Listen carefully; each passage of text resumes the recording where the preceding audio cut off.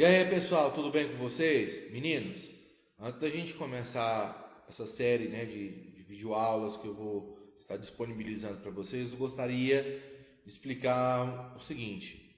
Eu resolvi agrupar, né, em um só slide, né, em um só material aqui, todo o conteúdo no módulo B5, B6, B7 e B8. Então, a gente vai gravar aí uma série de vídeos, né? 2 ou 3 vídeos sobre esses módulos que são, né? Basicamente conteúdo de alta idade média ocidental, tá? Então, para a gente não ter interrupções, né? Não ter quebra na sequência, né, desse assunto, eu resolvi fazer esse agrupamento para poder dar uma dinâmica maior às nossas aulas. Tudo bem? Beleza? Então vamos lá? Primeiramente, a gente vai retomar um estudo, né, de Idade Média. Eu sei que no módulo passado, né, na frente a gente começou a trabalhar a civilização grega. Eu sei disso, mas o material de vocês adota essa dinâmica, né, essa divisão, então eu vou dar sequência acompanhando o material que vocês têm na mão. Então a gente vai entrar em Idade Média a partir de agora, né, a parte ocidental. Nós trabalhamos no material passado, né, Idade Média Oriental, falando aí do Império Bizantino e civilização árabe e muçulmana. Então esse conteúdo a gente já estudou, tá? Mesmo assim, eu vou resgatar aqui algumas questões importantes sobre a Idade Média para você se situar, se localizar, né? Para a gente poder dar sequência nos nossos estudos, tá bom?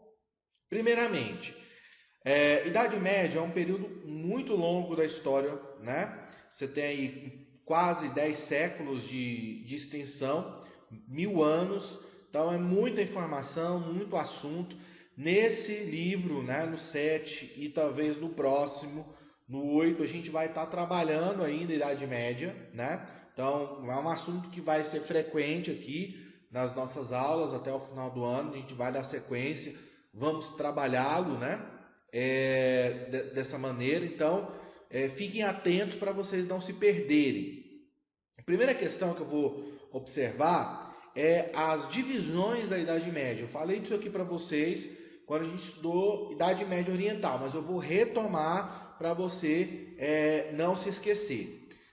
Em relação à temporalização, ao tempo, nós dividimos a Idade Média em duas fases. Você tem a Alta Idade Média, que vai ali do século V, né, queda do Império Romano, no ano 476, até o século X, até os anos 1000, né? Essa fase ela é caracterizada na Idade Média Ocidental pela formação dos reinos bárbaros e do feudalismo. Nós vamos falar desse assunto nos próximos vídeos. E a chamada Baixa Idade Média, que vai do século XI ao século XV, que é o período de consolidação e apogeu do feudalismo, que a gente vai estudar também, né? A formação do feudalismo nós vamos ver também no próximo vídeo, tá? Beleza? Então, existe essa divisão temporal. Eu vou mostrar aqui para vocês, na linha do tempo, essa representação. Eu já fiz ela com vocês, a gente já trabalhou, mas é interessante a gente rever, né? Então, dá uma observada aqui. Você tem aqui a Idade Média, né? Certo? E os historiadores criaram um novo conceito. Esse conceito ele ultimamente anda caindo em algumas provas, principalmente no Enem, em alguns vestibulares, que é o conceito de antiguidade tardia, né? Ele não altera a divisão entre alta e baixa Idade Média, não altera. Mas é interessante a gente falar um pouco sobre ele. O que seria esse conceito de antiguidade tardia? Essa fase de transição, seria aqui os últimos 150 anos, né, de Império Romano e os primeiros 150 anos de Idade Média. Esse período, então, total, né, de 300 anos, de 3 séculos. Essa ideia da chamada antiguidade tardia, ela serve para a gente entender que a queda do Império Romano e o início do medievo, da Idade Média, não é um simples estalar de dedos, né? Fechamos o acordamos na Idade Média. Não é assim que funciona. Você tem um longo processo de transição, de mudanças, né? De transformações no mundo antigo que vão se estender até o início do medievo. O que isso significa?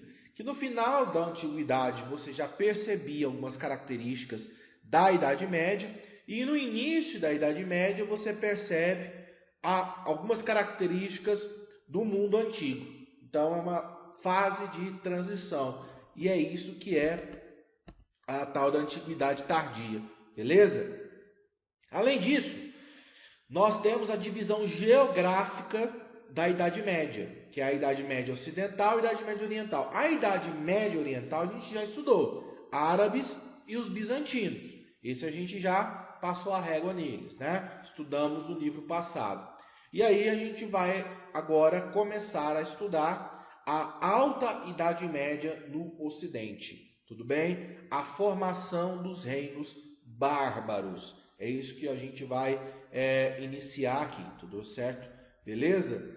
Vamos lá. Bom, a Alta Idade Média Ocidental ela começa então logo após a queda do Império Romano do Ocidente, ano 476, e o território que compunha o antigo Império Romano do Ocidente ele vai ser invadido por uma série de reinos, de povos, de tribos bárbaras, né? E aqui eu vou mostrar um mapa da Europa para vocês localizarem. Olha aí, a quantidade de reinos que vão se formar na Europa Ocidental com a invasão dos bárbaros.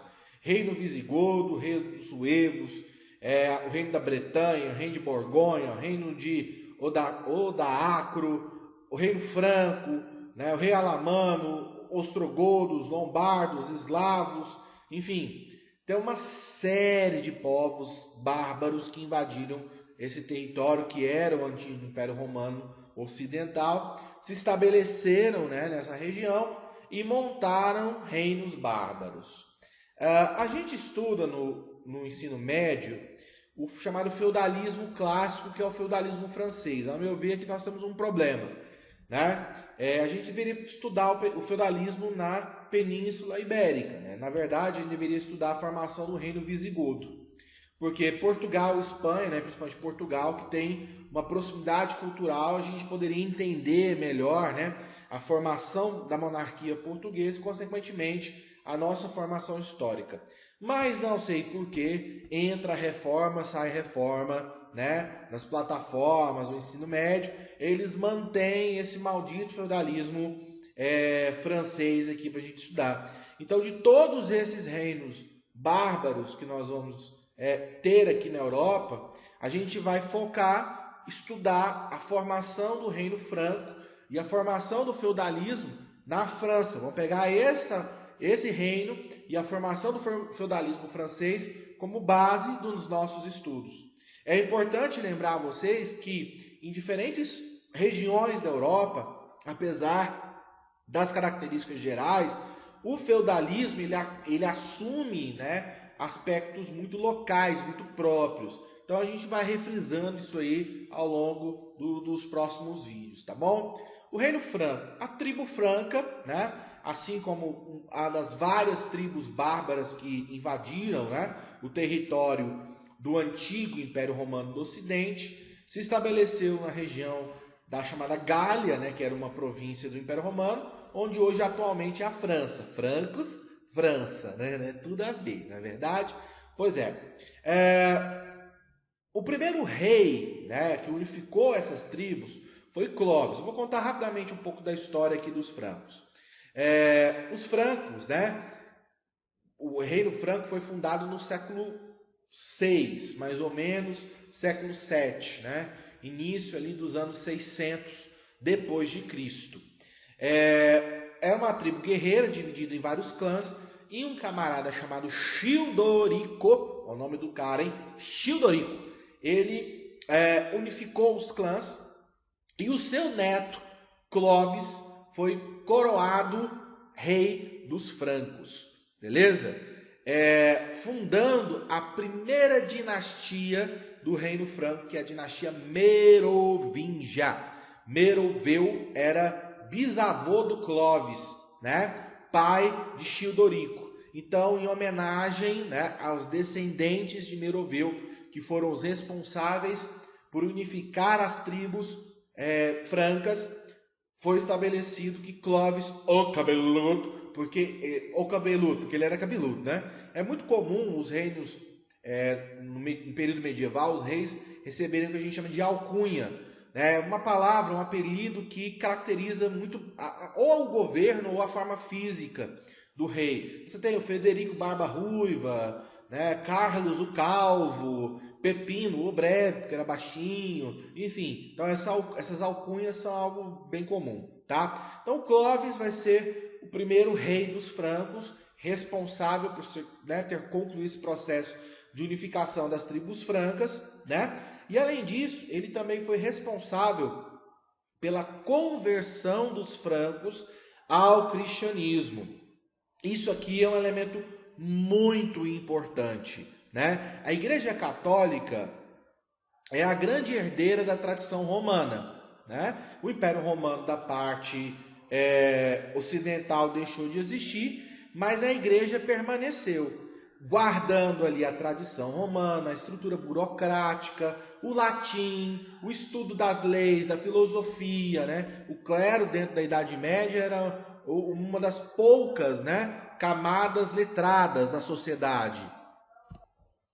E por que a igreja vai se aproximar desses reinos bárbaros? Nós vamos observar que na Alta Idade Média, a maioria desses reinos bárbaros vão se converter ao cristianismo. Havia um interesse. Os reis precisavam do corpo burocrático da igreja para administrar.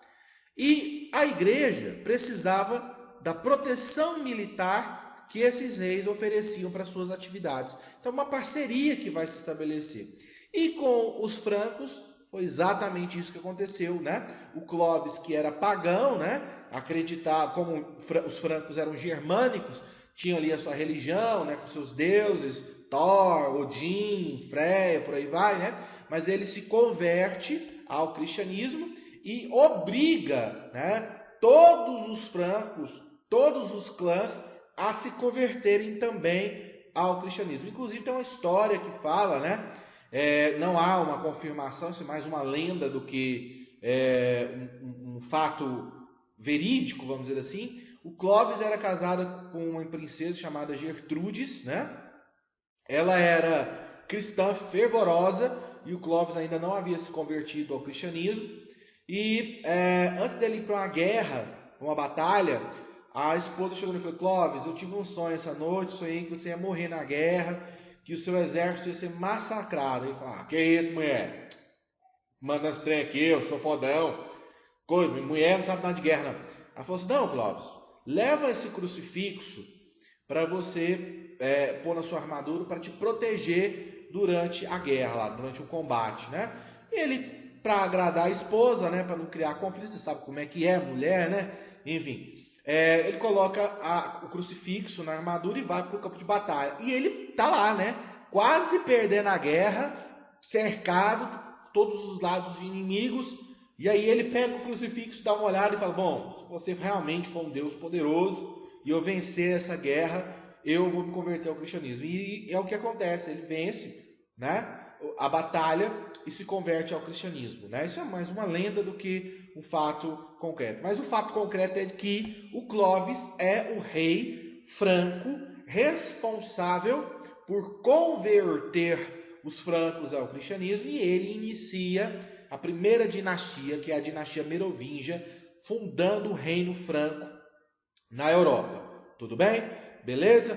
No próximo vídeo, nós vamos dar sequência, né, à atuação dos francos, aí, trabalhando outros aspectos do reino franco. Tudo bem? Beleza? Então, até o próximo vídeo. Tchau, tchau.